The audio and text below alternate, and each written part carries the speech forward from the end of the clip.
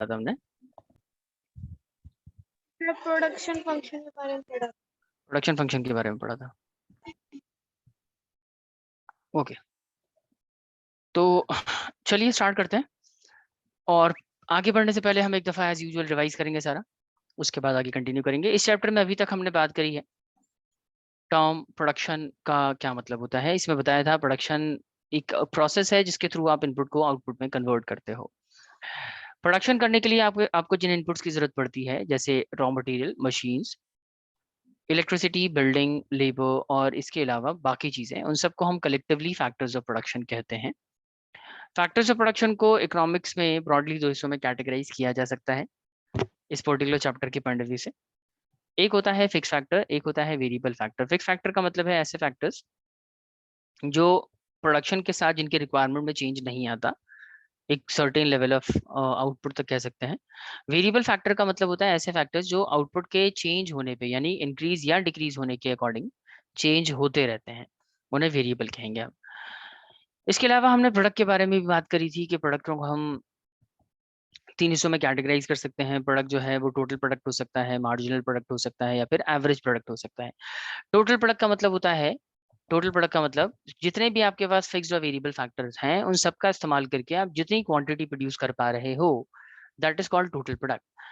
और हर एक लेबर जितना प्रोडक्शन आपको करके देता है, that is called average product. और हर एक्स्ट्रा लेबर ऐड करने पे, हर एक्स्ट्रा वेरिएबल फैक्टर ऐड करने पे जितना एक्स्ट्रा प्रोडक्शन करते हैं आप, that is called your marginal product. इस पे हमने कुछ क्वेश्चंस भी किए थे। हमने समझा था एवरेज और मार्जिनल किस तरीके से कैलकुलेट होता है, टोटल किस तरीके से कैलकुलेट होता है। इसके बाद हमने लास्ट क्लास में ये कॉन्सेप्ट स्टार्ट किया है which is called law of variable proportion. Law of variable proportion मैंने आपको बताया था कि इस चैप्टर का सबसे अहम, सबसे इंपॉर्टेंट पार्ट है। और लॉ ऑफ वेरिएबल प्रोपोर्शन आपको बेसिकली प्रोडक्शन से रिलेटेड ये लॉ है, और ये प्रोडक्शन के स्टेजेस के बारे में बात करता है। प्रोडक्शन के तीन स्टेज, प्रोडक्शन प्रोसेस को तीन स्टेजेस में क्लासिफाई करता है। पहला स्टेज कहलाता है increasing return to factor, then there is decreasing returns to factor, फिर आता है नेगेटिव रिटर्न्स टू फैक्टर।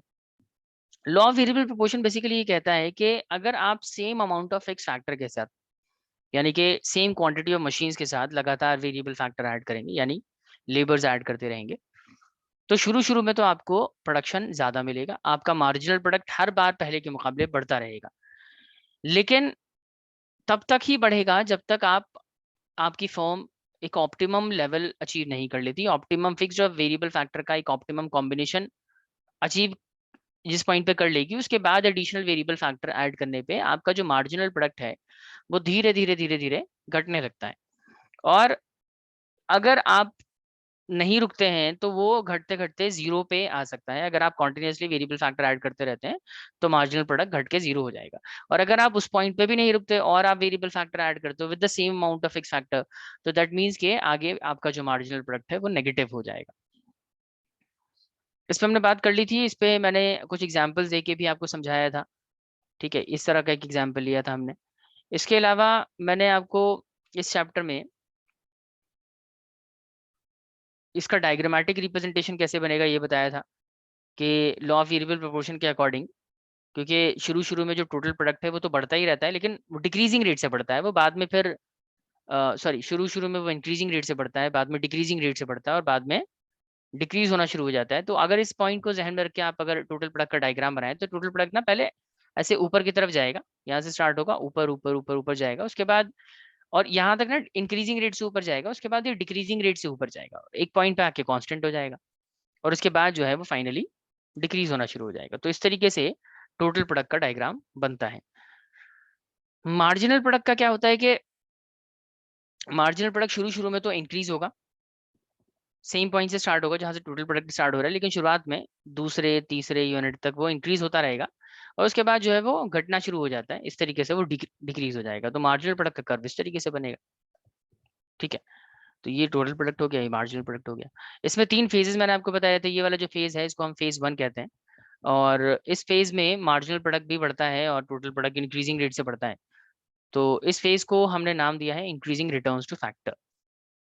ठीक है, इसके बाद आ जाता है दूसरा फेज, बी से लेके सी डी पॉइंट वाला जो फेज है, इसे हम डिक्रीजिंग रिटर्न्स टू फैक्टर कहते हैं।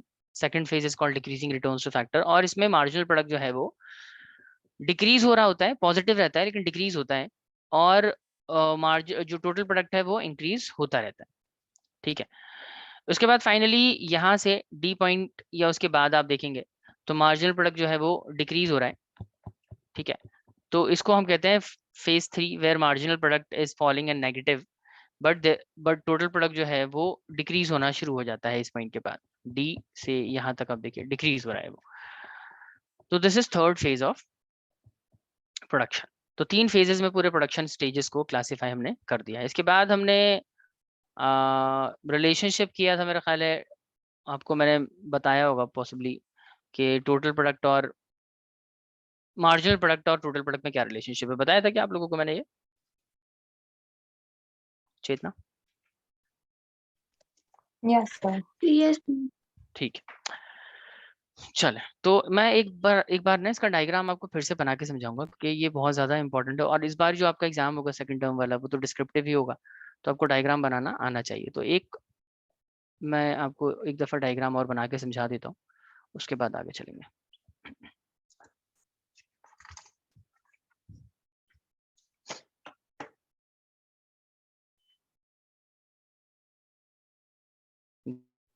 डायग्राम पे सबसे पहले हम दो एक्सिस लेते हैं, this is the Y axis और ये आपका एक्स एक्सिस रहेगा। वाई एक्सिस पे आप इंडिकेट करते हैं टोटल प्रोडक्ट की वैल्यूज को। टोटल प्रोडक्ट को हम शॉर्ट में टीपी भी कहते हैं या टीपीपी भी कहते हैं। टोटल फिजिकल प्रोडक्ट या total product is the same thing. और फिर मार्जिनल प्रोडक्ट भी आपको वाई एक्सिस पे ही रिप्रेजेंट करना है, तो दिस इज मार्जिनल प्रोडक्ट। इसको हम एमपीपी या सिर्फ एमपीपी कह सकते हैं। इस तरफ आप इंडिकेट करोगे यूनिट्स ऑफ वेरिएबल फैक्टर यानी कि लेबर्स। ठीक है जी। अब शुरू शुरू में क्या होता है जब आप लेबर, मैं सिर्फ टोटल प्रोडक्ट के पॉइंट ऑफ व्यू से बात कर रहा हूँ पहले। शुरू शुरू में जब आप लेबर्स ऐड करोगे ना तो आपका जो टोटल प्रोडक्ट है वो इंक्रीजिंग रेट से बढ़ता है। याद रखिएगा ये पॉइंट, इंक्रीजिंग रेट से बढ़ेगा। जैसे अगर हम यहाँ से स्टार्ट कर रहे हैं तो ये इंक्रीजिंग रेट से ऊपर जा रहा है, और उसके बाद जो है एक पॉइंट पे जाने के बाद ये फिर डिक्रीजिंग रेट से ऊपर जाता है, और फिर एक पॉइंट पे जाके ये कांस्टेंट भी हो जाता है इस तरीके से, और फिर फाइनली ये डिक्रीज हो जाता है। This is total product. तो ये नोटिस करना आपके लिए जरूरी कि यहाँ से यहाँ तक का जो शेप है ना, इसको मैं एक काम करता हूँ, इसको हम नाम देते हैं कोई। This is point A, this is point B, let's say this is point C. ठीक है, तो ए बी सी, ए से लेके बी तक देखिए इसका जो शेप है ना थोड़ा सा कॉन्वेक्स है। अगर आप गौर कर रहे हो तो इसका शेप ना थोड़ा सा ऐसे अपवर्ड स्लोपिंग इस तरीके से रहता है, ऐसे ऊपर की तरफ ऐसे रहेगा, कॉन्वेक्स रहेगा। और ए बी पॉइंट के बाद ना ये थोड़ा कॉनकेव हो जाता है, ऐसा हो जाता है। करेक्ट? तो देखो ए तक ये कॉन्वेक्स है, इट मीन्स के ये इंक्रीजिंग रेट से इंक्रीज हो रहा है, और बी से लेके यहाँ तक इस पॉइंट तक ये थोड़ा कॉनकेव हो गया, इट मीन्स कि ये डिक्रीजिंग रेट से इंक्रीज हो रहा है। और सी यहाँ से लेके यहाँ तक ये क्या हो गया, कांस्टेंट हो गया। दैट मीन्स कि यहाँ पे उसमें ना इंक्रीज है ना डिक्रीज है, वो कांस्टेंट है। ठीक है, तो ये हो गया हमारा टोटल प्रोडक्ट का डायग्राम। इस तरीके से पहले डिक्रीजिंग रेट, पहले इंक्रीजिंग रेट से बढ़ता है, फिर डिक्रीजिंग रेट से बढ़ता है, फिर कांस्टेंट, और फिर फाइनली नेगेटिव हो जाता है। अब आपको क्या करना है, अब आपको मार्जिनल प्रोडक्ट का डायग्राम बनाना है। तो मार्जिनल प्रोडक्ट आप याद रखो कि स्टार्टिंग पॉइंट उसका सेम ही रहेगा, जहां से टोटल प्रोडक्ट स्टार्ट होता है वहीं से मार्जिनल प्रोडक्ट भी स्टार्ट होगा, लेकिन वो सिर्फ यहाँ तक इस यूनिट तक इंक्रीज होता है। ध्यान दीजिएगा, इस वाले यूनिट तक, क्यू यूनिट तक ही इंक्रीज होगा। जब तक ये टोटल प्रोडक्ट इंक्रीजिंग रेट से बढ़ता है ना तब तक ही मार्जिनल प्रोडक्ट ऊपर जा रहा होता है, सिर्फ इस तरीके से ऊपर जाएगा, यहाँ तक ऊपर जाएगा। और उसके बाद फाइनली जहाँ पे जो टोटल प्रोडक्ट है वो कांस्टेंट है, उसके जस्ट सामने मार्जिनल प्रोडक्ट की वैल्यू 0 होती है। इस बात का ध्यान रखना है आपको। तो यहाँ से अब स्टार्ट करो आप उसको डिक्रीज करना, और यहाँ लाके इसको 0 करना है। यहाँ पे इसको 0 कर दो आप। फिर ये जब डिक्रीज हो रहा है ना तो उसके बाद ये और नेगेटिव हो जाएगा। This is marginal product. समझ आई बात सबको? अब इसमें इसको आप अलग अलग नाम दे सकते हो। ये ए से बी वाला जो पार्ट है पूरा, इसको हम कहते हैं फेज 1। इसको क्या कहेंगे हम, दिस इज कॉल्ड फेज 1। और फेज 1 को हम कहते हैं, इसका नाम है proper increasing returns to factor phase. Increasing returns to factor. This is called increasing returns to factor. फिर बी से मतलब इस पॉइंट के बाद आप देखोगे घट रहा है ना मार्जिनल प्रोडक्ट, इसको हमने नाम दिया है फेज 2, और फेज 2 को हम कहते हैं डिक्रीजिंग रिटर्न्स टू फैक्टर।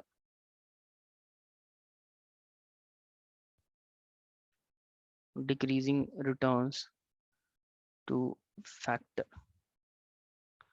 और फिर फाइनली लास्ट स्टेज आ जाता है फेज 3, विच इज कॉल्ड, यहाँ पे क्योंकि मार्जिनल प्रोडक्ट आपका नेगेटिव हो रहा है तो इसको हम कहते हैं negative returns to factor. Negative returns to factor. ठीक है जी, ये सब क्लियर है? सबको कुछ पूछना है इस पर्टिकुलर डायग्राम से रिलेटेड या लॉ ऑफ वेरिएबल प्रोपोर्शन से रिलेटेड? अगर आपको कोई सवाल हो तो आप पहले वो पूछें, उसके बाद हम आगे कंटिन्यू करेंगे। अजम्पशन पढ़ने आज हमें, बताइए कुछ क्लियर है? ओके चलें, तो अब बात कर लेते हैं लॉ ऑफ वेरिएबल प्रोपोर्शन के अजम्पशंस क्या है। What are the various assumptions of law of variable proportion? Assumptions of law of variable proportion.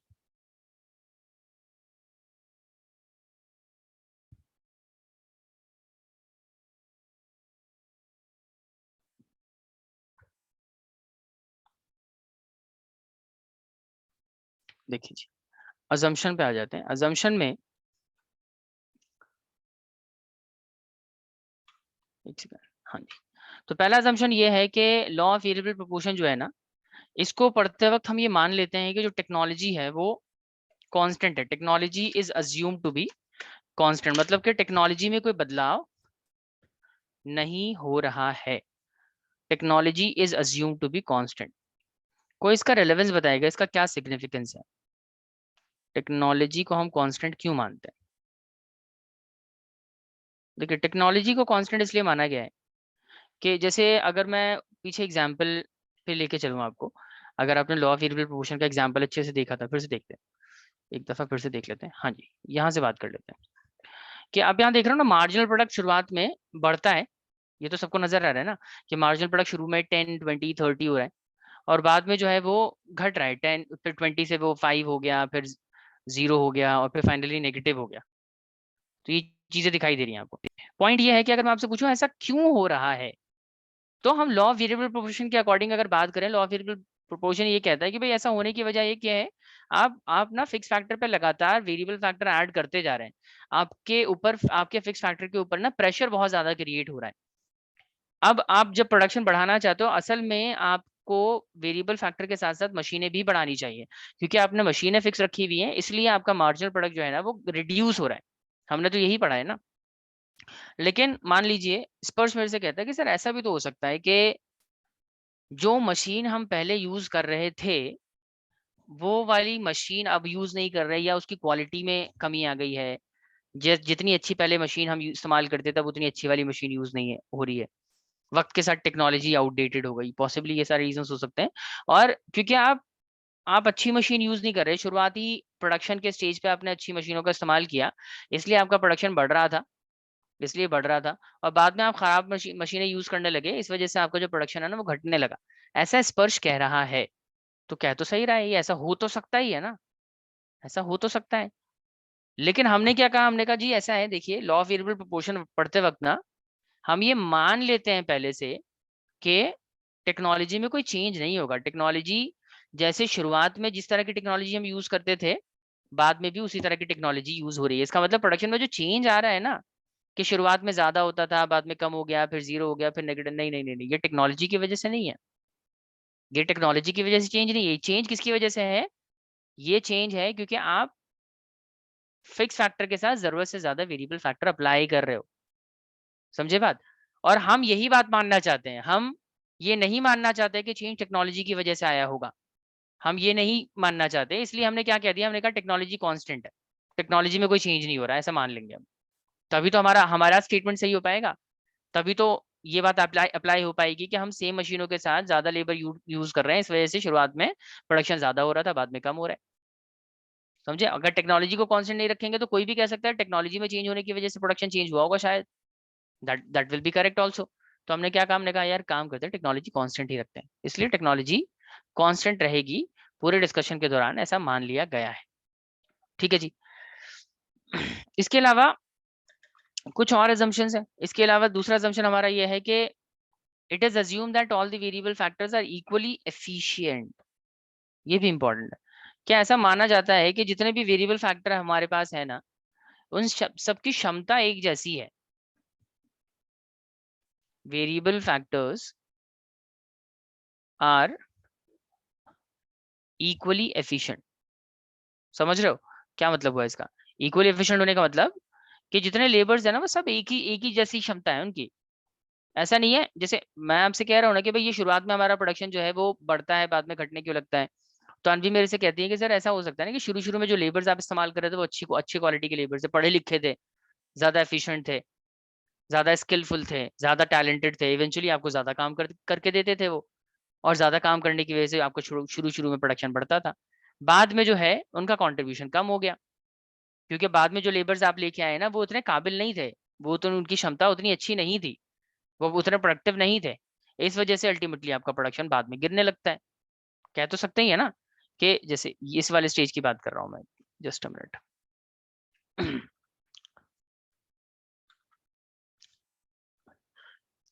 हाँ जी, मैं बात कर रहा हूँ इस वाले पॉइंट से कि यहाँ पे भाई यहाँ से यहाँ तक तो बढ़ रहा था। मैंने पूछा ऐसा क्यों हो रहा है?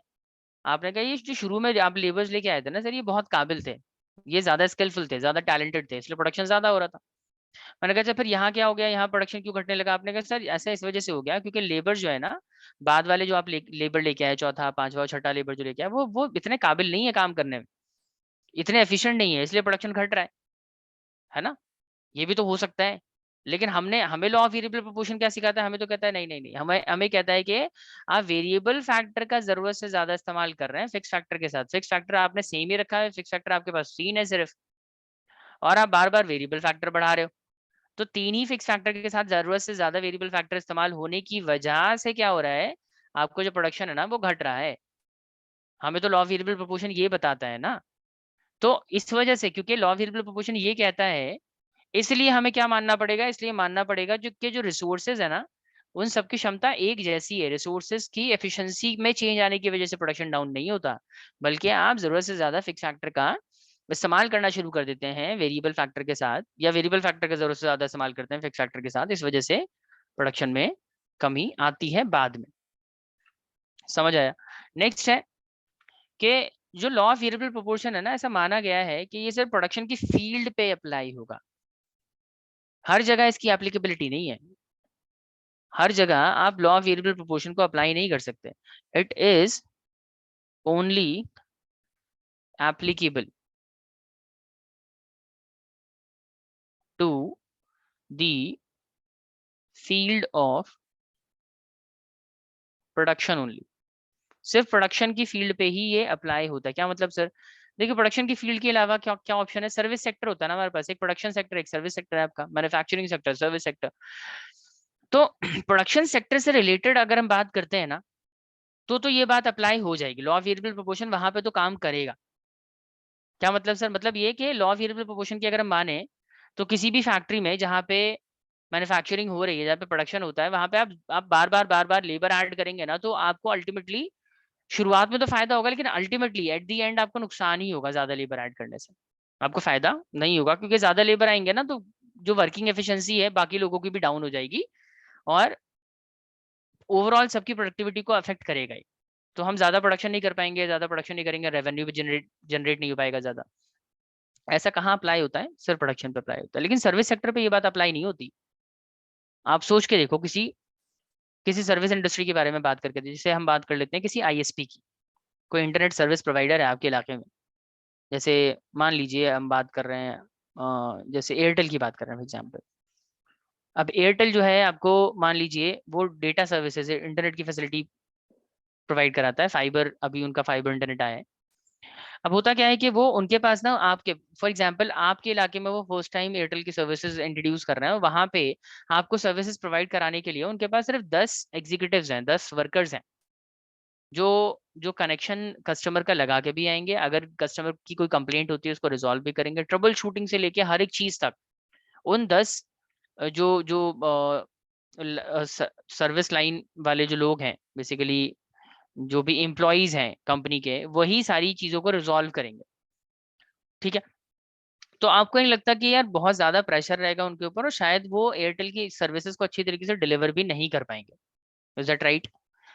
लेकिन मान लेते हैं एयरटेल जो है वो कुछ और एम्प्लॉयज को ऐड कर दे, वो मान लीजिए अगर वर्कफोर्स बढ़ा दे, 10 से 20 हो जाए, 20 से 30, 50, 100, 200, 300, 500, ऐसे नंबर ऑफ वर्कफोर्स उनका बढ़ जाए, उस इलाके में सर्विस देने वाले लोग अगर बढ़ जाए, ज्यादा वर्कर्स हायर, ज्यादा एम्प्लॉयज हायर कर लें, तो इससे उनकी सर्विस की क्वालिटी इंप्रूव हो जाएगी या खराब हो जाएगी? बताइए जरा। ज्यादा लोगों को एम्प्लॉय करने की वजह से उनकी सर्विसेज की क्वालिटी में इंप्रूवमेंट होगा या कमी आएगी? बताइए क्या होगा आपके हिसाब से, इंप्रूव होगी सर्विस या कमी आ जाएगी सर्विस में? इम्प्रूव होगी। इंप्रूव होगी सर्विस। तो ज्यादा ज्यादा कस्टमर्स जुड़ेंगे कंपनी के साथ या कम कस्टमर्स जुड़ेंगे? सर ज्यादा। ज्यादा जुड़ेंगे, और ज्यादा जुड़ेंगे तो ज्यादा मुनाफा होगा।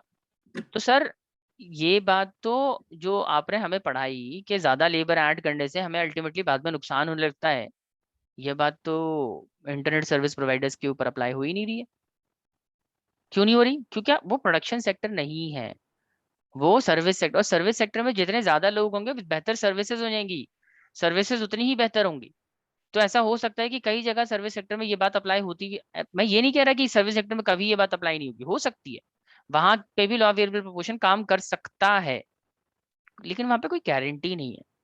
Law of variable proportion production में काम करेगा, इस बात की गारंटी है। प्रोडक्शन फील्ड पे आप इसको कहीं भी अप्लाई करके देखो, प्रोडक्शन फील्ड में ये अच्छी तरीके से अप्लाई होगा। सर्विस सेक्टर में हर जगह अप्लाई हो ऐसा जरूरी नहीं है। तो this is one of the assumption के हम लॉ ऑफ वेरिएबल प्रोपोर्शन के बारे में जब बात करते हैं ना, तो फील्ड ऑफ प्रोडक्शन के कॉन्टेक्स्ट में ही बात करते हैं, हम सर्विस सेक्टर या किसी और सेक्टर के बारे में बात नहीं करेंगे। ठीक है, यहां तक क्लियर है सब लोगों को? Yes sir. अच्छा, एक और अजम्पशन है कि लॉ ऑफ वेरिएबल प्रोपोर्शन का जो डिस्कशन है सारा हमारे सिलेबस में, ये एक शॉर्ट रन कॉन्टेक्स्ट में ही डिस्कस किया गया है। तो इसीलिए हम लॉ ऑफ वेरिएबल प्रोपोर्शन को कहते हैं it is a short run concept, it is a short run concept. का मतलब ये है कि ये लॉन्ग रन में अप्लाई नहीं होती, ये बात शॉर्ट रन में अप्लाई होती है। मतलब ये जैसे जो जितना भी आपका सिलेबस है ना, जितना भी माइक्रो इकोनॉमिक्स आपको क्लास 11 में पढ़ना है, वो सब लॉन्ग रन के कॉन्टेक्स्ट में डिस्कस किया ही नहीं है। कोई भी डिस्कशन आप उठा के देखो ना, सब शॉर्ट रन में ही डिस्कस किया गया। अब शॉर्ट रन क्या चीज होती है? शॉर्ट रन देखो ऐसे पीरियड वाइज तो स्पेसिफाई नहीं हो सकता। किसी भी बिजनेस के लिए शॉर्ट रन का मतलब होता है छोटा टाइम पीरियड। अब किसी बिजनेस के लिए छोटा टाइम पीरियड का क्या मतलब है? 1 महीना, 2 महीना, 1 साल, वो तो बिजनेस टू बिजनेस वेरी करता है। तो कुछ डिफाइंड पैरामीटर्स नहीं है इसके कि हाँ 1 महीने को हम शॉर्ट रन कहेंगे या 1 साल को शॉर्ट रन कहेंगे। ये बिजनेस टू बिजनेस वेरी कर सकता है। Short run business to business के हिसाब से ना चेंज होता रहता है। ठीक है, बस पॉइंट ये है कि शॉर्ट रन में जब हम चीजों को डिस्कस करते हैं ना बच्चे, तो इसमें जितने भी फैक्टर्स होते हैं ना हमारे, उसको हम दो हिस्सों में कैटेगराइज करते हैं। जितने भी फैक्टर्स हैं उनमें से कुछ फैक्टर्स को वेरिएबल माना जाता है कि कुछ फैक्टर जो है वो तो चेंज होते रहेंगे बिजनेस के अंदर शॉर्ट रन में, लेकिन ज्यादातर फैक्टर्स जो है फिक्स माने जाते हैं, फिक्स फैक्टर। मतलब बेसिकली शॉर्ट रन में दो तरह के फैक्टर्स होते हैं, कुछ फिक्स, ज्यादातर फिक्स नजर आएंगे आपको, कुछ चेंज होंगे। तो मैंने भी आपको चैप्टर की शुरुआत में क्या बताया था कि जितने भी फैक्टर्स ऑफ प्रोडक्शन है ना हमारे सिलेबस के अकॉर्डिंग, उसको दो हिस्सों में हम डिवाइड कर सकते हैं, फिक्स फैक्टर और वेरिएबल फैक्टर। समझ रहे हैं बात? लेकिन लॉन्ग रन कॉन्टेक्स्ट में अगर हम डिस्कस कर रहे होते हैं ना, लॉन्ग रन में कुछ भी फिक्स नहीं होता है, लॉन्ग रन में सारी चीजें वेरिएबल होती है। समझ रहे हो बात? लॉन्ग रन में सारी चीजें वेरिएबल होती है।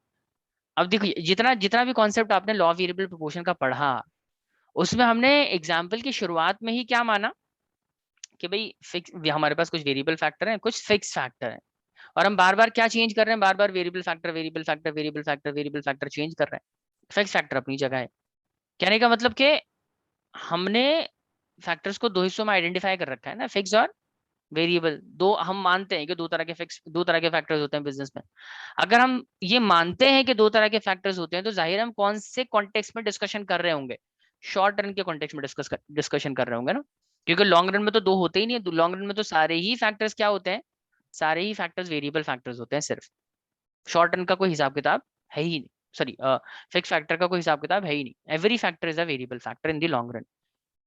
लेकिन हमने जो डिस्कशन डिस्कशन किया है उसमें बार बार हम वेरिएबल फैक्टर, लेबर मशीन इस तरह के टर्म्स यूज कर रहे हैं। इसका मतलब हमारे पास फिक्स फैक्टर भी होता है बिजनेस में, वेरिएबल फैक्टर भी होता है। और अगर ऐसा है तो जाहिर है हम लॉन्ग रन में बात नहीं कर रहे हैं, हम तो शॉर्ट रन के कॉन्टेक्स्ट में डिस्कशन कर रहे हैं। तो this is one of the assumption कि हम लॉ ऑफ वेरिएबल प्रोपोर्शन को शॉर्ट रन के कॉन्टेक्स्ट में डिस्कस कर रहे हैं। इसीलिए आपको हर जगह फिक्स और वेरिएबल फैक्टर दोनों चीजें नजर आ रही हैं। सर लॉन्ग रन में ये अप्लाई नहीं होता, नहीं, लॉन्ग रन के लिए एक अलग लॉ है, that is called law of returns to scale. Law of returns to scale वो आपके सिलेबस का हिस्सा है नहीं, पहले हुआ करता था किसी जमाने में, अब उसको सीबीएसई ने हटा दिया, तो वो अब पढ़ना नहीं है आपको, काफी टाइम हो गया, 5-6 साल से ज्यादा हो गया in fact. Law of returns to scale अब सिलेबस में नहीं है। तो खैर, पॉइंट इज दैट ये 4 अजम्पशंस है, एक बार रिकॉल कर लेते हैं। अजम्पशंस में मैंने आपको क्या बताया कि जितने भी जो भी टेक्नोलॉजी फॉर्म यूज कर रही है वो सब कांस्टेंट है, सेम ही टेक्नोलॉजी रहेगी थ्रू आउट द प्रोडक्शन, ऐसा माना गया है। इसके अलावा जो जितने भी वेरिएबल फैक्टर्स हैं वो सब इक्वली एफिशिएंट है, कि कोई भी किसी के मुकाबले ज्यादा सक्षम नहीं है, ज्यादा एफिशिएंट नहीं है, सब एक जैसे लेबर्स हैं, सबकी एफिशिएंसी एक बराबर है। ऐसा नहीं है कि शुरुआत वाले अच्छे थे बाद वाले खराब है, ये बाद वाले अच्छे हैं शुरुआत वाले खराब थे, ऐसा नहीं माना जाएगा। इसके अलावा तीसरा अजम्पशन हमारा ये है कि जितने भी जो भी लॉ ऑफ वेरिएबल प्रोपोर्शन की बात हम कर रहे हैं वो हमेशा फील्ड ऑफ प्रोडक्शन के ऊपर तो अप्लाई होगा, बाकी सेक्टर पे इसके एप्लीकेशन की गारंटी नहीं ली जा सकती। और लास्ट है कि ये शॉर्ट रन कॉन्सेप्ट है, तो short run period of time में अप्लाई होगा, लॉन्ग रन में ये अप्लाई नहीं होता, और शॉर्ट रन में हो रहा है इसीलिए हमने सारे फैक्टर्स को दोस्तों में कैटेगराइज करा हुआ है। ठीक है, तो होपफुली ये सब आपको क्लियर होगा, assumptions of law of variable proportion. तो एक दफा फटाफट से अगर आप लोगों को कोई डाउट है इससे रिलेटेड तो बताइए। अक्षिता, अनवी, चेतना और स्पर्श।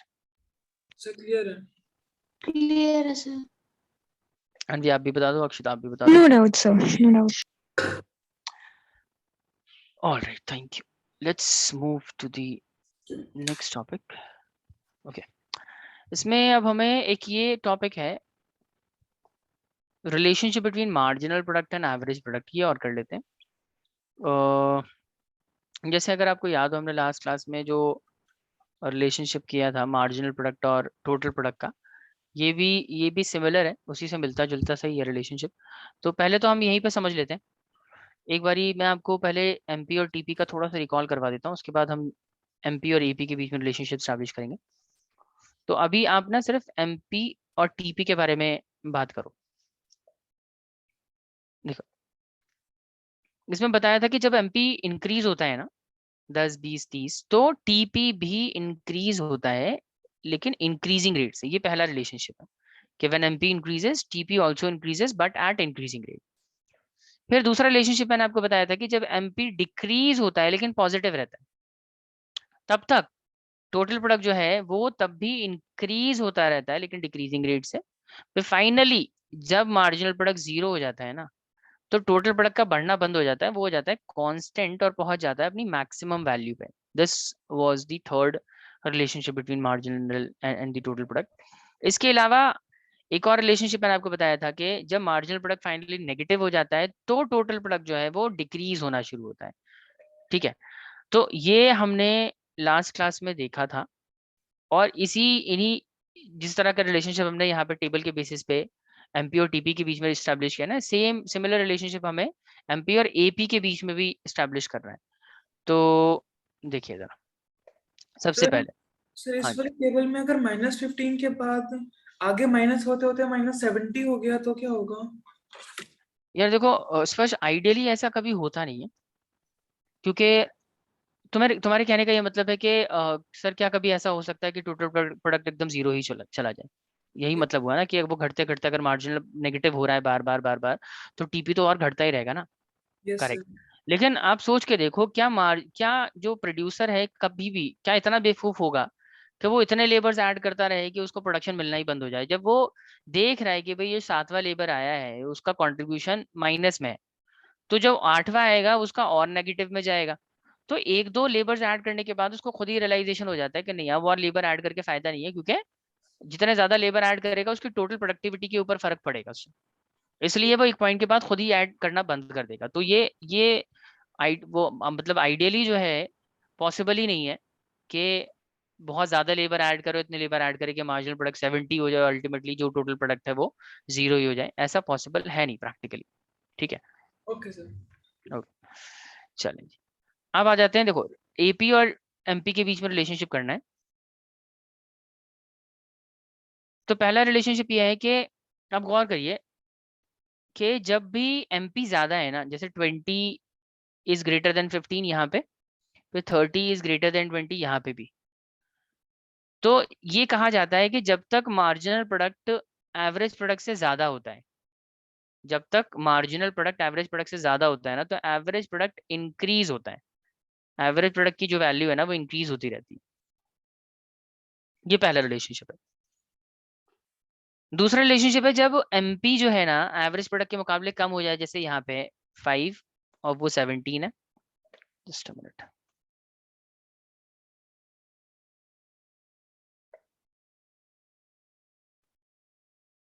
हाँ जी, तो ये 17 है और ये 5 है, इसका मतलब मार्जिनल प्रोडक्ट कम है और एवरेज प्रोडक्ट ज्यादा है। फिर ये एवरेज प्रोडक्ट जो है यहाँ पे ज्यादा है फिर से, और मार्जिनल प्रोडक्ट 0 है। तो जब तक मार्जिनल प्रोडक्ट, जब मार्जिनल प्रोडक्ट कम हो जाता है ना एवरेज से, तो एवरेज भी घटना शुरू हो जाता है। देखिए 20 के बाद 17 हो गया, 17 के बाद 14.16 हो गया, और उसके बाद फिर वो 10 हो गया और ये -15 हो गया। मतलब यहाँ से अगर आप देख रहे हो ना 17, 14.16, 10, ये कंटिन्यू घट रहा है। और ये घट कब रहा है? जब मार्जिनल प्रोडक्ट जो है कम है एवरेज प्रोडक्ट के मुकाबले। ध्यान से समझिएगा बात, जब तक एवरेज प्रोडक्ट मार्जिनल प्रोडक्ट से ज्यादा होता है तब तक एवरेज प्रोडक्ट की वैल्यू धीरे धीरे धीरे धीरे कम होती रहती है, और जब तक मार्जिनल प्रोडक्ट की वैल्यू एवरेज प्रोडक्ट के मुकाबले ज्यादा होगी तो हर एक्स्ट्रा यूनिट के साथ एवरेज प्रोडक्ट की वैल्यू जो है ना बढ़ रही होगी। तो मैं इसको आपको एक दफा शीट पे समझा देता हूँ। देखिए एक मिनट रुक जाइए, हाँ जी, देखो पहला रिलेशनशिप जो मैं एवरेज प्रोडक्ट और मार्जिनल प्रोडक्ट के बीच में आपको बताना चाह रहा हूँ वो ये है कि जब तक मार्जिनल प्रोडक्ट एवरेज प्रोडक्ट से ज्यादा होगा तो क्या होगा? दूसरा रिलेशनशिप है जब मार्जिनल प्रोडक्ट एवरेज प्रोडक्ट से कम हो जाएगा तो क्या होगा? अच्छा, जब मार्जिनल प्रोडक्ट और एवरेज प्रोडक्ट दोनों बराबर ही हो जाएंगे तो क्या होगा? इसका रिलेशनशिप इस तरीके से बनता है, एमपी ज्यादा होगा एपी से तो क्या, एमपी कम होगा एपी से तो क्या, एमपी बराबर हो जाएगा एपी से तो क्या। इस तरीके से रिलेशनशिप आपको करना है। तो अगर आप यहाँ देखोगे टेबल पे कि जब एमपी ज्यादा है एपी से तो क्या हो रहा है, एपी बढ़ रहा है ना, 10 के बाद 15 हो गया, 15 के बाद 20 हो गया, बढ़ी तो रहा है। तो हम कहते हैं जब एमपी एपी से ज्यादा होता है ना तो एपी की वैल्यू क्या होती है, एपी इंक्रीजेस, एपी बढ़ता रहता है। अच्छा सर, और अगर एमपी एपी के मुकाबले कम है, एपी ज्यादा है और एमपी कम हो जाए तो आप देखो थर्ड वाली यूनिट के बाद जहाँ पे थर्ड पे 20 है एपी और एमपी है 30, मतलब एमपी ज्यादा है एपी कम है। फोर्थ वाली यूनिट पे देखिए 20 और ये भी 20 हो गया। उसके बाद एपी ज्यादा है एमपी कम है फिफ्थ वाले पे, फिर सिक्स वाले पे भी एपी ज्यादा है एमपी कम है, फिर सेवेंथ वाले पे भी एपी की वैल्यू ज्यादा है और एमपी की वैल्यू कम है। ठीक है, और इस पूरे फिफ्थ पॉइंट से लेके सेवेंथ पॉइंट तक आप देखिए, फोर्थ को कंसिडर करके फोर्थ फिफ्थ और सिक्स पे इसकी वैल्यू लगातार घट रही है, 20 से 17, 17 से 14.16 और फिर 10। इसका मतलब ये हो गया कि जब भी एमपी कम हो जाता है ना एपी से, तो एपी की वैल्यू धीरे धीरे कम होना शुरू हो जाती है, it start decreasing, AP decreases. अच्छा सर, जब एमपी और एपी बराबर हो जाते हैं तो क्या होता है? एमपी और एपी बराबर, तुम खुद ही देख के मेरे को आइडेंटिफाई करके बताओ कि जब एपी और एमपी बराबर हो जाते हैं तो एपी का क्या बिहेवियर रहता है, बताइए। जब एमपी और एपी दोनों इक्वल हो जाते हैं तो एपी का बिहेवियर बताओ क्या रहता है? Sir constant. कांस्टेंट हो जाता है, करेक्ट। पहले भी 20 था, अभी भी 20 है। और कांस्टेंट होने के साथ साथ अपनी मैक्सिमम वैल्यू को अचीव भी कर लेता है। इसका मतलब जब एमपी और एपी इक्वल होते हैं ना तो एपी क्या होता है, कांस्टेंट तो होता ही है, प्लस प्लस मैक्सिमम भी होता है, मैक्सिमम भी होता है। बताइए, ये क्लियर है सबको, कोई डाउट है? सर रिलेशनशिप बोलो। एमपीपी और एपीपी क्या होता है सर? डबल पी लगता है। एमपीपी कुछ नहीं, वो बोलने का तरीका है। एमपीपी मतलब है मार्जिनल फिजिकल प्रोडक्ट, एमपीपी हो गया वो मार्जिनल फिजिकल प्रोडक्ट, और टीपीपी मतलब है total physical product. Okay sir. तो वो टीपी चाहे आप टीपी लिखें या टीपीपी लिखें, is the same thing. Sir clear है बस। ठीक है, अब मैं इसको ना एक मैं डायग्राम बना के भी समझा देता हूँ आपको। जैसे हमने टीपी और एमपी का रिलेशनशिप किया था ना, यहाँ पे जैसे देखो, जैसे ये रिलेशनशिप किया था ना, डायग्राम से ज्यादा क्लियर हो जाता है कि एमपी बढ़ेगा तो टीपी इंक्रीजिंग रेट से बढ़ेगा, एमपी घटेगा तो टीपी डिक्रीजिंग रेट से बढ़ेगा, एमपी जब नेगेटिव हो जाएगा तो टीपी डिक्रीज होना शुरू हो जाएगा, जब एमपी जीरो रहेगा तो ये मैक्सिमम पे रहेगा। ऐसे ही मैं उसका रिलेशनशिप आपको समझाता हूँ डायग्राम पे। तो इसमें क्या होता है ना कि पहले तो एमपी का बना लो। एमपी आपको पता ही है एमपी कैसे बनता है, पहले ऊपर जाएगा सर, पहले बढ़ता है ना एमपी, ये तो क्लियर है सबको, पहले एमपी बढ़ता है ना, ये तो सबको क्लियर है। Yes sir. उसके बाद एमपी क्या होता है, घटने लग जाता है, घटते घटते घटते घटते कहीं नहीं रुकता, वो सीधा नेगेटिव ही होता है, जीरो होगा नेगेटिव होगा। दिस इज मार्जिनल प्रोडक्ट, इसी तरीके से तो बनता है। Yes sir. अब हमें एमपी बनाना तो आता ही है, हम एपी और बना लेते हैं। एपी मैंने आपको क्या बताया कि जब तक एमपी ज्यादा रहता है ना तो एपी बढ़ रहा होता है, तो मैं इस तरीके से एपी का कर्व बनाता हूँ, इस तरीके से एपी ना बढ़ता है, इसके बाद जाके कांस्टेंट हो जाएगा और उसके बाद फिर फाइनली घटने लग जाएगा, लेकिन ये कभी भी जीरो और नेगेटिव नहीं होता। तो इस तरीके से एपी बनेगा। अब देखो जरा, अब जरा ध्यान से समझना, इस तरीके से डायग्राम मैंने बना लिया है। अब देखो इस पॉइंट पे दोनों क्या हो रहे हैं, इस वाले पॉइंट पे, इस पॉइंट को नाम दे देते हैं ना, कोई सा नाम दे दो इसको ए पॉइंट। आप मेरे को बताओ ए पॉइंट पे क्या सिचुएशन है, ए पॉइंट पे सिचुएशन क्या है, एपी और एमपी एक दूसरे के क्या है, इक्वल है या नहीं है, Yes, sir. Equal. इक्वल। तो ये बेसिकली ये वाला पॉइंट हो गया ना, MP and AP both are equal. अब मेरे को बताओ जब एमपी और एपी दोनों इक्वल हैं तो क्या एपी कांस्टेंट है, यस और नो, एपी कांस्टेंट है, यस और नो, बताइए। Yes, sir. Yes sir. Constant होने के साथ साथ एपी अपनी मैक्सिमम वैल्यू पे भी है, this is the maximum point. इसका मतलब जब एमपी और एपी एक दूसरे को इंटरसेक्ट करते हैं या जब एक दूसरे के बराबर होते हैं ना, तो एमपी एपी, एपी कांस्टेंट होता है और अपनी मैक्सिमम वैल्यू पे होता है। ठीक है सर, इससे पीछे आओ जरा, इससे पहले ए पॉइंट से पहले के एरिया में आप मेरे को बताइए, सब इस सारे एरिया में आप मेरे को बताओ क्या ज्यादा है क्या कम है। एमपी का कर्व ऊपर दिखाई दे रहा है आपको, एपी वाला जो ब्लैक वाला कर्व है, ब्लैक वाली जो लाइन है वो नीचे। तो आप मेरे को एमपी। बताइए क्या ज्यादा है क्या कम है इसमें, कौन सी चीज ज्यादा है कौन सी चीज कम है, एपी ज्यादा है या एमपी ज्यादा है, एमपी सर है। MP ज़्यादा. एमपी ज्यादा है, करेक्ट। और क्योंकि एमपी ज्यादा है, इसका मतलब ये वाला पॉइंट हो गया ना, MP is greater than AP. आप मेरे को बताओ यहाँ भी ज्यादा, यहाँ भी ज्यादा, यहाँ भी ज्यादा, किसी भी पॉइंट पे आप देखोगे ना ए पॉइंट से पहले एमपी ही ज्यादा लग रहा है आपको, ए पॉइंट से पहले सब में एमपी की वैल्यू ही ज्यादा है, क्योंकि एमपी का कर्व ऊपर है, क्योंकि उसका कर्व ऊपर है इसलिए आप देख रहे हो कंटिन्यू एपी बढ़ रहा है, यहाँ पे भी बढ़ रहा है, यहाँ से यहाँ चला गया, यहाँ चला गया, यहाँ चला गया, यहाँ चला गया, इवेंचुअली यहाँ चला गया। इसका मतलब ये हुआ कि जब एमपी ज्यादा होता है ना एपी से, तो एपी कॉन्टिन्यूसली बढ़ता रहता है, इट कीप ऑन इंक्रीजिंग। समझ आई बात, ये दोनों पॉइंट क्लियर हो गए। अब चलते हैं ए पॉइंट के बाद, देखिए आप ए पॉइंट के बाद ये जो सारा एरिया है, इन सारे एरिया में आप मेरे को बताओ क्या ज्यादा है क्या कम है, सर एपी ज्यादा है। एपी ज्यादा है एमपी कम है। इसका मतलब ये सेकंड वाला पॉइंट हो गया, एमपी जब कम हो जाता है एपी से तो एपी का क्या बिहेवियर है सर, एपी कंटिन्यूसली क्या हो रहा है, ऊपर जा रहा है नीचे जा रहा है, नीचे जा रहा है, करेक्ट। तो यस। इसका मतलब एपी घटेगा। ये तीन रिलेशनशिप है, जब एमपी ज्यादा होगा एपी से एपी इंक्रीज होगा, जब एमपी कम हो जाएगा एपी से एपी डिक्रीज होगा, जब एमपी और एपी बराबर हो जाएंगे तो एपी की वैल्यू कांस्टेंट हो जाएगी और अपने मैक्सिमम पे पहुंच जाएगी। तीन रिलेशनशिप, आसान है मुश्किल है, बताइए। सर इजी है। इजी है। एक और रिलेशनशिप बन सकता है, एक रिलेशनशिप बन सकता है कि सर आप अगर गौर कर रहे हो कि मार्जिनल प्रोडक्ट जहाँ जहाँ नेगेटिव हो सकता है, मार्जिनल प्रोडक्ट जीरो भी हो सकता है, फर्स्ट ऑफ ऑल हो रहा है ना, ये जीरो भी हो रहा है यस सर। और ये नेगेटिव भी हो सकता है, दोनों ही चीजें मार्जिनल प्रोडक्ट के साथ पॉसिबल हैं। लेकिन एवरेज प्रोडक्ट ना तो कभी जीरो हो सकता है ना ही कभी नेगेटिव हो सकता है। Average product can never be zero, can never, देखो एवरेज प्रोडक्ट ऊपर ही रुक गया, ये कभी नीचे आएगा ही नहीं, ये कभी भी जीरो पे नहीं पहुंचेगा।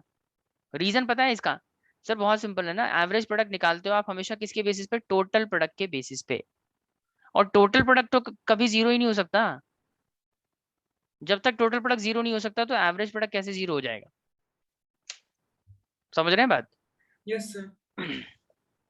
चले, ये नोट करना है आप लोगों को तो नोट कर लीजिए, और नहीं करना तो बता दीजिए। Sir done. डन। अनवी, अक्षिता, चेतना, हो गया? Sir done. Okay, yes sir. चले तो इसका हम रिलेशनशिप देख लेते हैं, जस्ट अ मिनट। देखिए ये यहाँ से अच्छा मल्टीपल चॉइस तो आएगा नहीं, यहाँ से डिस्क्रिप्टिव क्वेश्चन अगर बनेगा लॉ ऑफ वेरिएबल प्रोपोर्शन से बनेगा, और आमतौर पे पहले तो ये 6 मार्क में आता था, अभी तो आपका वेटेज कम हो गया एग्जाम का, तो यहाँ से आप एक्सपेक्ट कर सकते हो law of variable proportion 4 number का आएगा। और अगर रिलेशनशिप पूछते हैं एग्जाम में तो 3 मार्क का रिलेशनशिप आता है विद डायग्राम, और कभी कभी 4 नंबर में भी देते हैं, तो ये वेरी करता रहता है। तो यहाँ से आपके एग्जाम में 2 तरह के सवाल बन सकते हैं। पहला तो लॉ ऑफ वेरिएबल प्रोपोर्शन पर डायरेक्ट सवाल आ सकता है कि लॉ ऑफ वेरिएबल प्रोपोर्शन क्या होता है, और इसके अलावा explain the law of variable proportion with the help of schedule and diagram. तो शेड्यूल और डायग्राम दोनों बना के समझाना पड़ता है। दूसरी जो वैरायटी है इसमें, जो सबसे ज्यादा पूछा जाने वाला सवाल है वो रिलेशनशिप का है। अब इस चैप्टर में मैंने आपको 2 रिलेशनशिप पढ़ाए हैं, एपी और एमपी का रिलेशनशिप पढ़ाया है और टीपी एमपी का रिलेशनशिप पढ़ाया है। दोनों में मैंने आपको 4 रिलेशनशिप बताए। रिलेशनशिप बहुत इंपॉर्टेंट है, विद डायग्राम आपको आना चाहिए वो रिलेशनशिप, ठीक है। चले तो ये हमारा टीपीएमपी का रिलेशनशिप था, लास्ट क्लास में कर लिया था। ये हमने अभी अभी इसका किया है, एवरेज प्रोडक्ट और मार्जिनल प्रोडक्ट का। देख लो एक बार, ये मैं आपको बता रहा था कि until marginal product is more than the average product increases. Until marginal product is less than the average product decreases. When marginal product is equal to average product, जब दोनों बराबर हो जाते हैं तो एवरेज प्रोडक्ट क्या हो जाता है, कांस्टेंट हो जाता है और अपने मैक्सिमम पे पहुंच जाता है। और फिर फाइनली लास्ट है when marginal product is zero, जब sorry sorry sorry sorry when this is not when, even नहीं होगा। Marginal product can be zero as well as negative, but average product can never be zero not be negative, ठीक है। वो कभी zero भी नहीं हो सकता, कभी नेगेटिव भी नहीं हो सकता। समझ आ गया सबको? कुछ पूछना है? Any doubt? क्लियर है। क्लियर। अच्छा देखो यार, एक और चीज मैं डिस्कस करना चाह रहा था इस चैप्टर में, कि हमने शुरू में जो definition law of variable proportion की पढ़ी थी ना, वो मार्जिनल प्रोडक्ट ओरिएंटेड डेफिनेशन थी। कि हमने जो सारा इसमें पढ़ा ना लॉ ऑफ वेरिएबल प्रोपोर्शन क्या होता है, तो आप देखेंगे, गौर करेंगे अगर यहाँ पे मैंने मार्जिनल प्रोडक्ट के पॉइंट ऑफ व्यू से ही आपको एक्सप्लेन किया है कि शुरुआत में, sorry, law of variable proportion ये कहता है कि शुरू में मार्जिनल प्रोडक्ट बढ़ेगा, ठीक है, हर एक्स्ट्रा वेरिएबल फैक्टर के साथ। फिर मैंने आपको बताया कि बाद में मार्जिनल प्रोडक्ट घटेगा, फिर बाद में ये बताया कि फिर फाइनली मार्जिनल प्रोडक्ट ना नेगेटिव हो जाएगा। मतलब जितना भी डिस्कशन हमने लॉ ऑफ वेरिएबल प्रोपोर्शन की डेफिनेशन में किया वो मार्जिनल प्रोडक्ट ओरिएंटेड था। लेकिन याद रखें, लॉ ऑफ वेरिएबल प्रोपोर्शन को हम मार्जिनल प्रोडक्ट के अलावा टोटल प्रोडक्ट के पॉइंट ऑफ व्यू से भी एक्सप्लेन कर सकते हैं। तो आप बजाय ये कहने के कि मार्जिनल प्रोडक्ट शुरू में बढ़ेगा, आप ये भी कह सकते हो कि शुरू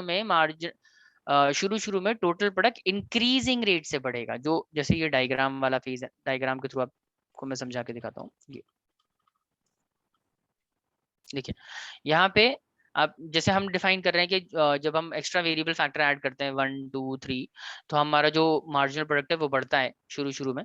बजाय ये कहने के आप ये भी कह सकते हैं कि जब हम शुरू में वेरिएबल फैक्टर ऐड करते हैं ना, तो हमारा टोटल प्रोडक्ट भी बढ़ता है इंक्रीजिंग रेट से। टोटल प्रोडक्ट के पॉइंट ऑफ व्यू से तो एक्सप्लेन किया जा सकता है ना इसको।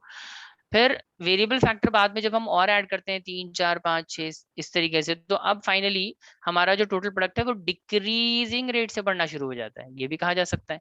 बजाय ये कहने के कि हमारा मार्जिनल प्रोडक्ट घटने लगता है, ये कहने के बजाय आप ये भी कह सकते हो कि आपका जो टोटल प्रोडक्ट है वो डिक्रीजिंग रेट से बढ़ता है। फिर हम कहते हैं कि भाई फाइनली एक पॉइंट पे पहुंच के ना मार्जिनल प्रोडक्ट जीरो हो जाता है। आप ये कहने के बजाय ये भी कह सकते हैं कि एक पॉइंट पे जाके टोटल प्रोडक्ट जो है उसका इंक्रीज होना बंद हो जाता है, वो कांस्टेंट हो जाता है। और फिर फाइनली जब हम ये कहते हैं ना कि मार्जिनल प्रोडक्ट नेगेटिव हो जाएगा, ये कहने के बजाय आप ये भी कह सकते हो कि एक सर्टेन पॉइंट के बाद टोटल प्रोडक्ट घटने लगता है। तो कहने का मतलब ये है कि law of variable proportion can be defined from the view point of the marginal product as well as from the view point of the total product. दोनों ही तरीके से आप इसको एक्सप्लेन कर सकते हो, जैसा आपको बेहतर लगे। तो मैंने यहाँ पे एक इलस्ट्रेशन देके, मतलब एक ऐसा फ्लो चार्ट बना के टोटल प्रोडक्ट के पॉइंट ऑफ व्यू से समझाने की कोशिश करिए। देखिए जरा, when additional unit of variable factor, मतलब जब शुरुआत में आप नए वेरिएबल फैक्टर अप्लाई करते हैं, इनिशियल स्टेज की बात कर रहे हैं, applied with the fix factor, then total product initially total product पे क्या फर्क पड़ता है, इंक्रीज होता है इंक्रीजिंग रेट से। फिर क्या होता है, thereafter increases at decreasing rate. फिर फाइनली क्या होता है, इट स्टार्ट डिक्रीजिंग। ये 3 चीजें हैं। सेम चीज आप वेरिएबल सॉरी मार्जिनल प्रोडक्ट के पॉइंट ऑफ व्यू से एक्सप्लेन करोगे तो यहाँ पे बजाय ये कहने के इंक्रीजिंग एट इंक्रीजिंग रेट, हम कहते हैं शुरू में मार्जिनल प्रोडक्ट क्या होगा, इंक्रीज होगा, उसके बाद क्या होगा, मार्जिनल प्रोडक्ट डिक्रीज होगा, उसके बाद मार्जिनल प्रोडक्ट क्या हो जाएगा, 0 और नेगेटिव हो जाएगा। सेम चीज वहां पे भी कह सकते हैं, लेकिन कहने का तरीका बस अलग है। तो मेरा ख्याल है आपको बात समझ आ रही होगी मैं क्या कहना चाह रहा हूँ। पॉइंट इज दैट कि आप टोटल प्रोडक्ट और मार्जिनल प्रोडक्ट किसी भी पॉइंट ऑफ व्यू से आप एक्सप्लेन कर सकते हो, एक ही चीज है वो। अब एक छोटा सा पॉइंट और डिस्कस करना, फिर चैप्टर खत्म हो जाएगा। रीजंस ऑफ इंक्रीजिंग रिटर्न, ये क्या रीजन है, क्यों शुरू में हमारा जो मार्जिनल प्रोडक्ट है वो बढ़ता है, ऐसा क्यों होता है, कोई बताएगा मेरे को? कोई एक दो चीजें आप बताएं, फिर मैं कुछ चीजें मैं समझाऊंगा आपको। क्यों ऐसा होता है कि जब हम शुरू में वेरिएबल फैक्टर ऐड करते हैं तो हमें हर बार पहले के मुकाबले ज्यादा आउटपुट क्यों मिलता है, क्यों बेहतर रिजल्ट मिलता है हमें, ऐसा होता क्यों है? कोई बताइए, अनवी बताइए, स्पर्श, चेतना, अक्षिता, एनीवन। क्यों शुरुआत में जब हम वेरिएबल फैक्टर ऐड करते हैं बिजनेस में, प्रोडक्शन में, तो क्यों हमें शुरुआत में बेहतर रिजल्ट्स आते हैं, क्यों हमारा मार्जिनल प्रोडक्ट बढ़ता है, ये वाला स्टेज क्यों है? Why increasing returns to factor? So probably like एक ही काम को ज्यादा लोग कर रहे हैं, सो मतलब करेक्ट, इंडिविजुअल की एफिशिएंसी उतनी ही इक्वल है बट ओवरऑल एफिशिएंसी बढ़ रही है समहाउ। ठीक है, ठीक है, काफी हद तक। और कोई ऐड करना चाहेगा कुछ इसमें? स्पर्श? ओके, चलिए मैं बता देता हूँ। अनवी ने जो कहा है काफी हद तक सही है वो, कि सर शुरुआत में हम जब लेबर ऐड कर रहे हैं ना, तो जो एफिशिएंसी है मिल के काम करने की और लोगों के मिल जाने की वजह से वो बढ़, इंडिविजुअल एफिशिएंसी पे इंक्रीज नहीं होता। लेकिन जब ज्यादा लोग आते हैं ना तो होता क्या है कि जो काम है वो और लोगों में डिवाइड हो जाता है, और सब लोग ना अपने अपने एफिशिएंसी, अपने अपने काबिलियत के हिसाब से काम डिवाइड करके जो जिसमें बेहतर है वो उस काम को कर सकता है, इसलिए अल्टीमेटली प्रोडक्शन बढ़ जाएगा। तो होता क्या है, शुरू में इंक्रीजिंग रिटर्न क्यों आता है, मैं अगर इसको बहुत प्रिसाइजली आपको बताऊं तो पहला रीजन जो है ना, जो अनवी ने कहा कि एफिशिएंसी बढ़ जाती है, that is correct, increase in efficiency, efficiency overall efficiency improve होती है। देखिए जाहिर है एक बंदे की जो एफिशिएंसी है ना, वो जब सारा काम उसको करना पड़ेगा ना, वो बहुत ज्यादा एफिशिएंटली उस काम को कर नहीं पाएगा। लेकिन जब और लोग आ जाएंगे ना काम करने के लिए, जब काम डिवाइड हो जाएगा थोड़ा थोड़ा सब बंदों में, तो एक बंदा अपनी फुल कैपेसिटी, फुल एफिशिएंसी पे काम कर सकता है। और यही होता है जब शुरुआत में हम लेबर ऐड करते हैं ना, तो हमारा प्रोडक्शन हर बार पहले के मुकाबले इसलिए बढ़ने लगता है क्योंकि लेबर की एफिशिएंसी बढ़ रही होती है। लेबर जो है ना वो ज्यादा एफिशिएंटली काम कर पा रहा होता है, अपना जो एरिया ऑफ एक्सपर्टाइज है उसके अकॉर्डिंग काम कर पा रहा होता है। एक रीजन ये, एक रीजन आप ये भी कह सकते हो कि जो रिसोर्सेज हैं उसका बेटर यूटिलाइजेशन होना शुरू हो जाता है, बेटर यूटिलाइजेशन ऑफ रिसोर्स, खास करके फिक्स फैक्टर का better utilisation of fix factor. देखिए शुरू में जैसे हमने एग्जांपल में लिया था कि भाई हमारे पास ना 3 लेबर्स हैं, सॉरी 3 मशीनें हैं, और हमारे पास काम करने वाला एक ही बंदा है। तो आइडियली एक लेबर ना एक ही मशीन यूज करेगा, मान लेते हैं कि हर एक मशीन के लिए एक ही बंदा चाहिए, तो एक बंदा एक ही मशीन यूज कर रहा होगा ना, बाकी 2 मशीनें तो खाली पड़ी होंगी। तो जब आप शुरू में बंदे ऐड करते हो ना, जब लेबर्स ऐड करते हो, तो वो जो खाली मशीनें हैं उनका इस्तेमाल होना शुरू हो जाता है, और उनके इस्तेमाल की वजह से ओवरऑल प्रोडक्शन बढ़ेगा, ज्यादा मशीनें चलेंगी ज्यादा प्रोडक्शन करेगा बिजनेस। तो अल्टीमेटली ज्यादा लेबर के ऐड होने की वजह से शुरू में इंक्रीजिंग रिटर्न, जो फेज 1 आया ना, इंक्रीजिंग रिटर्न इस वजह से आया क्योंकि एक तो एफिशिएंसी बढ़ गई वर्कर्स की, दूसरा जो मशीनें हमारे पास थी, जो एग्जिस्टिंग रिसोर्स थे, उसका यूटिलाइजेशन बढ़ गया, बेहतर यूटिलाइजेशन होना शुरू हो गया, देयरफॉर हमें इंक्रीजिंग रिटर्न मिल रहा है। अच्छा सर ठीक है, इंक्रीजिंग रिटर्न का कारण हमें समझ आ गया, डिक्रीजिंग रिटर्न क्यों हो जाता है बाद में, फिर रिटर्न डिक्रीज होने क्यों शुरू हो जाते हैं? इसका जस्ट अपोजिट कर दो। जब जरूरत से ज्यादा लोग आ जाते हैं तो जो वर्कर्स हैं उनकी एफिशिएंसी डाउन हो जाती है ना, उनकी एफिशिएंसी डाउन होने की वजह से, और उनका आपस का तालमेल भी खराब होता है। अच्छा एक और चीज है, increasing return to factor of production जो आया है ना, उसका एक कारण ये भी होता है कि कोऑर्डिनेशन इंप्रूव हो जाता है, बेटर कोऑर्डिनेशन। जब ज्यादा लोग होते हैं ना तो मिलजुल के कोऑर्डिनेट करके आप काम कर सकते हो, एफिशिएंसी तो बढ़ेगी बढ़ेगी, आपसी कोऑर्डिनेशन भी, तालमेल इंप्रूव हो जाएगा ज्यादा लोगों के आने की वजह से। तो इस वजह से प्रोडक्शन बढ़ रहा होता है। लेकिन डिक्रीजिंग रिटर्न में इसका जस्ट अपोजिट हो जाता है, क्योंकि आपने जरूरत से ज्यादा लोग लगा दिए तो आप इंडिविजुअल एफिशिएंसी सबकी धीरे धीरे कम हो जाएगी, मतलब ऐसे ओवरऑल कलेक्टिवली एफिशिएंसी कम हो जाएगी। इसके अलावा मशीन का ओवर यूटिलाइजेशन शुरू हो जाएगा, बेटर नहीं, ओवर यूटिलाइजेशन शुरू हो जाएगा, इसकी वजह से प्रोडक्शन घटेगा। तीसरा रीजन क्या है कि आपस का जो तालमेल इंप्रूव हुआ था ना कुछ लोगों के ऐड होने की वजह से, जरूरत से ज्यादा लोग हो जाएंगे तो आपसी तालमेल खराब हो जाएगा, कोऑर्डिनेशन खराब हो जाएगा। समझ रहे हैं बात? जैसे कोऑर्डिनेशन कैसे समझाऊं मैं, जैसे मान लीजिए कि हमने एक ये हमारा वर्क स्पेस है, ठीक है, अब यहाँ पे लेट्स से रॉ मटेरियल है और उसको यहाँ तक पहुंचाना है, यहाँ पे एक बंदा काम कर रहा है, तो हमने क्या करा ना, हमने बीच में 2 बंदे लगा दिए कि यार ये बंदा ना इसको पास कर देगा रॉ मटेरियल, ये इसको पास कर देगा, इवेंचुअली ये फाइनली यहाँ तक पहुंच जाएगा, इस तरीके से काम होगा। तो देखा जाए तो इस पूरे जितना स्पेस है ना हमारे पास, वहाँ पे 2 बंदे बीच में सफिशिएंट है और एक ये बंदा, टोटल 3 बंदे मिलके आपस में काम कर सकते हैं, कोऑर्डिनेशन इनका अच्छा होगा, इनके बीच में तालमेल भी इंप्रूव हो जाएगा, ठीक है। लेकिन आपने और ज्यादा तालमेल इंप्रूव करने के लिए क्या कर दिया, आपने मान लो इतनी सी जगह में आपने मान लीजिए 8 बंदे खड़े कर दिए कि भाई ज्यादा लोग होंगे, ज्यादा तालमेल इंप्रूव होगा, ज्यादा प्रोडक्टिविटी बढ़ेगी। उससे तालमेल इंप्रूव नहीं होगा, उससे पुअर हो जाएगा कोऑर्डिनेशन, कि भाई 8 लोग होंगे एक दूसरे को पास ही करते रह जाएंगे, बहुत सारे लोगों से पास हो के रॉ मटेरियल इवेंचुअली फिर फाइनली यहाँ तक पहुंचेगा, तो ये इसको कर रहा है, ये इसको कर रहा है, ये इसको कर रहा है, फिर इसको पास कर रहा है। तो आपको नहीं लगता इससे बहुत ज्यादा लोग होने से क्राउड बढ़ेगा, एफिशिएंसी डाउन हो जाएगी और आपस का जो तालमेल है वो भी खराब हो जाएगा? यस और नो, बताइए बताइए स्पर्श, is this clear? Yes, sir, clear. तो पॉइंट क्या है ना कि जो जिस वजह से हमें पॉजिटिव रिटर्न मिलता है ना फर्स्ट स्टेज में, फेज 1 में, वही रीजन बन जाता है सेकंड स्टेज में नेगेटिव का, कि जरूरत से ज्यादा होने की वजह से एफिशिएंसी हमारी डाउन हो जाती है, इसलिए नेगेटिव रिटर्न। जरूरत से ज्यादा लोग लगाने की वजह से पुअर यूटिलाइजेशन हो जाता है, ओवर यूटिलाइजेशन हो जाता है फिक्स फैक्टर का, मशीनों का जरूरत से ज्यादा इस्तेमाल होना शुरू हो जाता है, मशीनें गर्म होती हैं, मशीनें खराब ज्यादा होती हैं, मशीनों को रिपेयर की ज्यादा जरूरत पड़ती है, इवेंचुअली हमारा प्रोडक्शन घटता है और आपस का तालमेल भी खराब होता है। यही वजह होती है नेगेटिव और डिक्रीजिंग रिटर्न आने की। और इंक्रीजिंग रिटर्न के ये पॉजिटिव रिजल्ट जो है ना इन्हीं चीजों के, वो हमें पॉजिटिव रिटर्न देते हैं, जरूरत से ज्यादा होने पे यही सारी चीजें नेगेटिव बन जाती है हमारे लिए, इस वजह से ultimately negative return to factor आना शुरू हो जाता है। बताइए यहाँ तक आप लोगों को सब क्लियर है? कोई डाउट कुछ पूछना है आप लोगों को? Sir, clear है। ठीक है, तो ये था आपका चैप्टर प्रोडक्शन फंक्शन। इसमें हमें कितनी क्लासेस लग गई? 3 क्लासेस लग गई law of sorry production function complete करने में। तो दिस इज इट, आज की क्लास में हमने प्रोडक्शन फंक्शन कंप्लीट कर लिया है। अगली क्लास में हम नया चैप्टर स्टार्ट करेंगे, पॉसिबली रेवेन्यू स्टार्ट करवाऊंगा मैं। रेवेन्यू आप में से किसी ने भी नहीं किया होगा क्योंकि रेवेन्यू मैंने करवाया ही नहीं है, तो हम रेवेन्यू स्टार्ट करेंगे, उसके बाद हम फिर से एक बार कॉस्ट पढ़ेंगे। कॉस्ट में पढ़ा चुका हूँ पहले भी। Sir, concept of revenue। हाँ, कॉन्सेप्ट ऑफ रेवेन्यू क्या है क्या हमने? Sir, करा दिया था आपने। अच्छा, चले कोई नहीं, फिर देखते, करना तो है ही हमें, क्योंकि अक्षिता और अनवी ने पॉसिबली किया नहीं है वो चैप्टर, तो हम वो करेंगे ही। आप लोगों का रिवीजन ही हो जाएगा, ठीक है।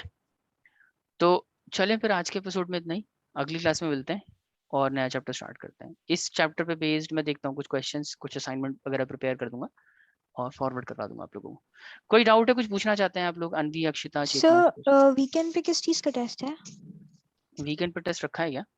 मुझे आइडिया नहीं है अभी। हाँ जी सर, वो सर ने लिंक भेजा था। अच्छा, मुझे देखना पड़ेगा। मेरे से टेस्ट का लिया तो गया था यार, मुझे याद नहीं आ रहा कौन सा टॉपिक दिया था आप लोगों को मैंने। मैं देख लूंगा, खैर मैं कंफर्म भी कर लूंगा कौन सा टेस्ट रखा है। Alright sir. ठीक है, चलिए, ओके, थैंक यू, बाय, अल्लाह हाफिज। Bye, sir।